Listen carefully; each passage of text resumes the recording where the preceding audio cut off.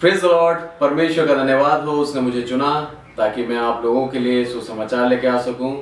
मेरा नाम Johnny Stevenson है और मैं निरंतर ये प्रयास करता हूं कि मैं ज़्यादा से ज़्यादा और बेहतर से बाइबल के वचनों को आप लोगों के लिए लेके आ सकूं, उनको अच्छी तरह समझा सकूं सरलता से, ताकि परमेश्वर बाइबल के द्वारा हमसे क्या कहना चाहता है हम उस चीज़ को पहचान सकें, उस चीज़ को समझ सकें।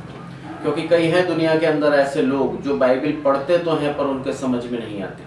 पर परमेश्वर क्या बोलता है, मैं हर एक को जो मेरे से शिक्षा मांगता है, जो चाहता है कि मैं उसको ज्ञान दूं, अगर वो मुझसे मांगता है तो मैं उसको ज्ञान दूंगा। सुलेमान राजा का अगर हम उदाहरण देखें तो सुलेमान राजा ने जब वो गद्दी पे बैठा तो क्या बोलता है कि हे प्रभु, मुझे तेरी प्रजा का न्याय करने का समझ और बुद्धि दे। परमेश्वर को उस बालक के इन वचनों से बहुत ज़्यादा खुशी हुई, क्योंकि जब सुलेमान राजा गद्दी पे बैठा तो वो 12-13 साल 14 साल का होगा, इससे ज़्यादा नहीं था। छोटी बाल्यावस्था में, टीनेजर में ही उसको बिठा दिया गया था। यहाँ पर परमेश्वर हमें सिखाता है कि यदि हम उससे किसी चीज़ को मांगते हैं जिससे हम उसके वचनों को बांट सकें, जिससे हम उसके कार्य में उस चीज को इस्तेमाल कर सकें, तो परमेश्वर वो चीज हमें जरूर देगा। परमेश्वर का एक ही मकसद है मनुष्य को बनाने के पीछे कि वो चाहता है कि उसकी महिमा ये मनुष्य करे। और हमारा भी ये कर्तव्य है कि जब परमेश्वर ने हमें बनाया तो हमें उसका धन्यवाद देना है, उसका निरंतर हमें उसकी महिमा करते रहना है और हमारे कार्यों से, हमारे जीवन से उसकी महिमा प्रकट हो।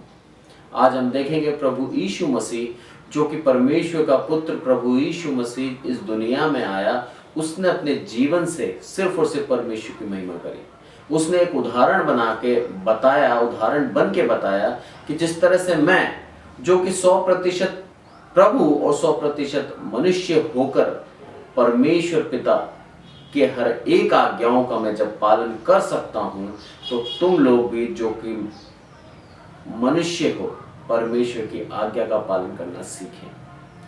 आज हम देखेंगे परमेश्वर ने किस तरह से हमें बताए हैं कि हम धन्य कैसे हो सकते हैं, धन्य वचन क्या है। प्रभु यीशु मसीह ने जो अपना पहाड़ी उपदेश दिया था उसके बारे में आज हम सीखेंगे, उसके बारे में आज हम बात करेंगे। उसने अपने चेलों को चारों तरफ, उसके चेलों ने उसको घेर रखा था प्रभु यीशु मसीह को, और प्रभु यीशु मसीह उनको समझाता है। आज का संदेश हम मत्ती में से देखेंगे और मत्ती 5 के पहले कुछ पदों से हम देखते हैं कि प्रभु यीशु मसीह अपने चेलों को किस तरह से समझाता है और वो पद आज हमारे जीवन में किस तरह से काम में हम ले सकते हैं। तो हम देखते हैं मत्ती 5 का 3, धन्य है वह जो मन के दीन है, क्योंकि स्वर्ग का राज्य उन्हीं का है। यहाँ पर प्रभु यीशु मसीह हमें कह रहा है कि यदि हम मन के दीन बन जाते हैं, यदि हम पूर्ण रूप से उसके ऊपर आश्रित हैं, क्योंकि इंग्लिश में लिखा है कि God bless those people who depends on him, they belong to the kingdom of heaven. परमेश्वर उन लोगों को स्वर्ग राज्य में लेके जाएगा जो पूर्ण रूप से उसके ऊपर निर्भर है।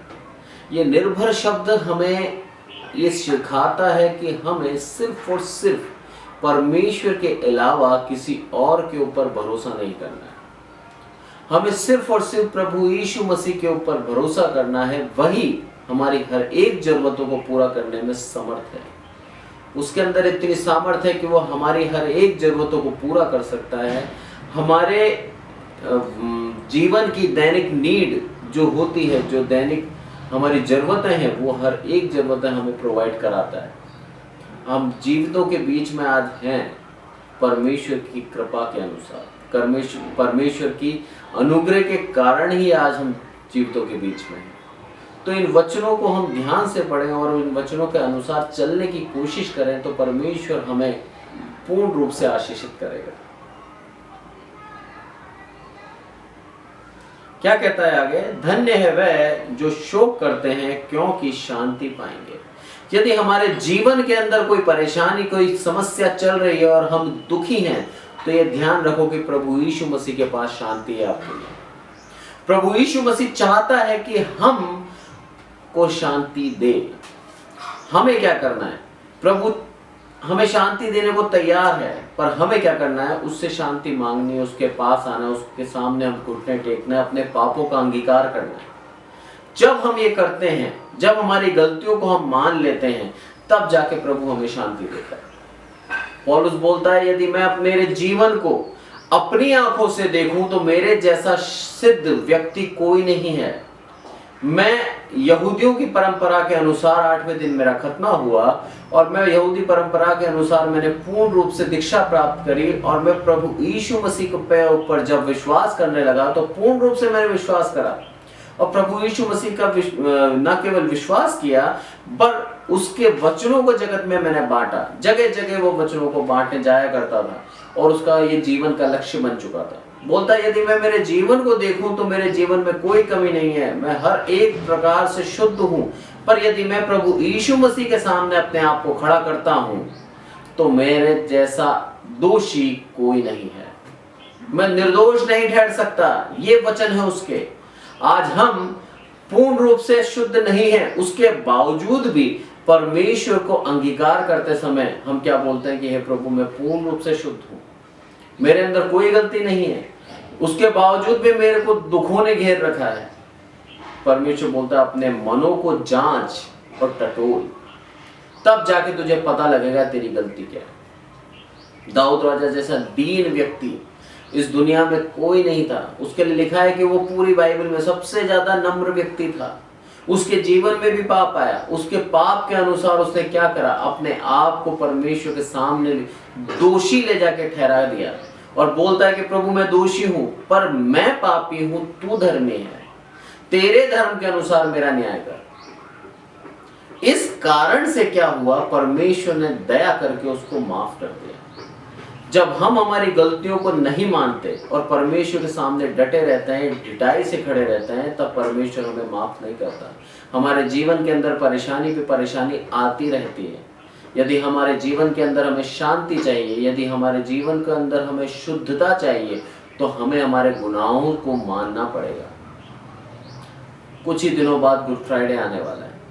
गुड फ्राइडे का मतलब है परमेश्वर का पुत्र प्रभु यीशु मसीह हम लोगों के लिए इस जगत में बलिदान होने आया, स्वर्ग राज्य से इस पृथ्वी पर आया ताकि हमारे लिए बलिदान हो सके। और उस बलिदान के द्वारा हम जितने भी पापी थे, हर एक का पाप क्षमा किया गया, ताकि जो कोई उसके ऊपर विश्वास करे नाश ना हो परंतु अनंत जीवन पाए स्वर्ग राज्य के अंदर।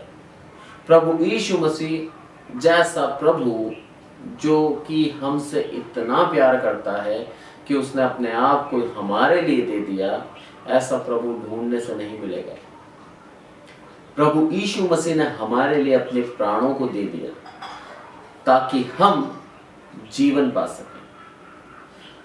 इन वचनों से जब हम पढ़ते हैं, जब क्या बोलता है, छठा वचन क्या बोलता है? धन्य है वह जो धर्म के भूखे और प्यासे हैं, क्योंकि तृप्त किए जाएंगे। God blesses those people who want to obey Him more than to eat and drink, and they will be given that they want. यहाँ पर लिखा है इंग्लिश के अंदर कि जो परमेश्वर की आज्ञाओं को मानना चाहते हैं उन लोगों को परमेश्वर तृप्त कर देगा। यहाँ पे लिखा है हिंदी के अंदर कि जो धर्म के भूखे हैं, खाने पीने से अधिक परमेश्वर की आज्ञाओं को यदि हम मानते हैं तो हम तृप्त किए जाएंगे। पर आज क्या सच में ऐसा करते हैं? क्या सच में परमेश्वर की आज्ञा को हम खाने पीने से अधिक महत्व देते हैं? क्या सच में परमेश्वर की आज्ञा मानने के लिए हम सब कुछ छोड़ देते हैं? आज हमने हमारे जीवन को इतना मॉडर्न बना दिया है कि हम प्रभु यीशु मसीह के कार्यों को करने में लज्जा करते हैं। सुसमाचार को सुनाने में हम सोचते हैं कि हम सुनाएं या नहीं सुनाएं। लोग क्या सोचेंगे? लोग हमें बोलेंगे तू इतना पापी होकर धर्म की बातें करने लगा है, तू इतना दुष्ट होकर ऐसी बातें करने लगा है। सोशल साइट्स के ऊपर दिन भर बिता देते हैं, पर प्रभु का वचन बांटते समय हम लज जाते हैं। ये चीज हमारे जीवन को आत्मिक जीवन से दूर कर देती है। यदि हमें आत्मिक जीवन में उन्नति चाहिए, यदि आत्मिक जीवन में हम बढ़ना चाहते हैं, तो प्रभु यीशु मसीह का वचन बांटते समय लज्जाए नहीं, क्योंकि प्रभु बोलता है जो मेरा नाम लेने से लज्जाएगा मैं उसका नाम स्वर्ग के राज्य में नहीं लूंगा। सोचिए ऐसे समय में आपका क्या होगा। आज मौका है कि हम अपने गुनाहों से पश्चाताप कर कर स्वर्ग राज्य में जा सकते हैं। जब प्रभु यीशु मसीह इस दुनिया में आएगा तो मौका नहीं मिलेगा, तब वो न्याय करने आएगा। एक बार आ चुका, अपनी दया दिखा दी, अब वो आएगा न्यायी बनकर, और जब वो न्यायी बनकर आएगा तो हमको बदलने का मौका नहीं देगा। उस समय वो एक न्यायी है और ऐसे में हमारे बुरे कामों का न्याय वो करेगा। तो ये चेतावनी है हर एक विश्वासी के लिए। क्या हम सिर्फ कहने के विश्वासी हैं? क्या सिर्फ हम बाइबल पढ़कर अपने आप को धर्मी मान लेते हैं? क्या हम हर एक रविवार संडे चर्च जाकर अपने आप को कहते हैं कि हम सबसे अच्छे विश्वासी हैं, हम धर्मी हैं? सिर्फ धार्मिकता इन कार्यों से नहीं है, धार्मिकता हमारे मन को बदलने से आती है। यदि हम परमेश्वर के नजदीकी में बढ़ना चाहते हैं तो उसके वचनों को बांटना हमारा कर्तव्य होना चाहिए। यदि हम परमेश्वर की नजदीकी में बढ़ना चाहते हैं और आत्मिक जीवन में उन्नति चाहते हैं तो हमें परमेश्वर के वचन को जगत में बांटना होगा। हमें उसकी सच्चाई को हर एक व्यक्ति के बीच में बतानी होगी। हमें लज्जा नहीं आनी चाहिए उसके नाम को मुंह पे लेते समय। यदि ऐसा हम करते हैं तो हम आत्मिक जीवन में बढ़ते जाएंगे। परमेश्वर हमको आशीष पे आशीष देता जाएगा। परमेश्वर हमें इतना ज्यादा आशीषित करेगा कि हम हमारे से दूसरे भी आशीषित होंगे। परमेश्वर बहुत प्यार करता है हमसे। परमेश्वर हम पर बहुत दया करता है। इस दया का लाभ ना उठाएं। हमारे गलत काम करते ही हमें ताड़ना नहीं मिलती, क्योंकि वो दयालु है। उसका अनुग्रह हम पर बना हुआ है। उसने वाचा करी थी कि मनुष्य जाति जो कोई विश्वास करेगा उसको वो नाश नहीं करेगा। और वो धर्मी है, हम पापी हैं। परमेश्वर अपनी धार्मिकता के आधार पर हम पर दया करता है। उस दया का नाजायज फायदा ना उठाएं, अपने आप को हम बदल डालें ताकि हम परमेश्वर के राज्य में आगे जा सकें। आज के वचनों से हम यही सीखते हैं कि प्रभु यीशु मसीह हमें स्वर्ग राज्य ले जाना चाहता है। शर्त यह है कि हम मन के दीन बने और उसकी शिक्षा के भूखे प्यासे हैं। यदि हम उसकी धार्मिकता के, उसके धर्म के भूखे प्यासे हैं तो तृप्त किए जाएंगे और स्वर्ग राज्य लेके जाएगा प्रभु यीशु मसीह हमें। इन छोटे से वचन से प्रभु हमें आशीषित करे और हमें सिखाए कि यदि हमें स्वर्ग राज्य जाना है तो हमें कैसा जीवन बिताना है। परमेश्वर हम सबको संभाल के रखे। परमेश्वर हम सबको आशीषित करता है, इसलिए धन्यवाद। Praise the Lord.